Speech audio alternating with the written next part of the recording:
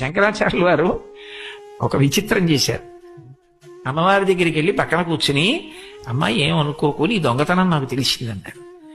ఆవిడ నవ్వి, శంకరా నేను దొంగతనం చేశాను. అమ్మ చేయలేదు. చేశావు. ఎక్కడ చేశాను?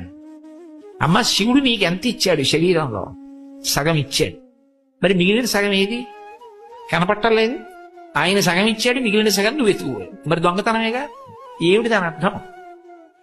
గొప్ప తత్వం చెప్పారు. శంకరుడు తెల్లగా ఉంటాడు, స్ఫటిక మణి నిభం.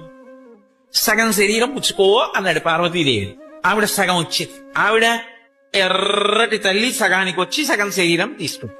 ఇంత ఎర్రటి తల్లి సగానికి వస్తే పక్క తెలుపు మీద ఎర్ర కాంతి కొట్టేస్తుందా? కొట్టేదా? కొట్టేసింది. ఆ కొట్టేసేటప్పటికి మిగిలిన తెలుపు కనపడ్డం మానేసింది. శంకరాచార్యులు అన్నారు, నీ ఎరుపులో తెలుపు మునిగిపోయిందమ్మా, మిగిలిన సగం కూడా అపహరించేశావు.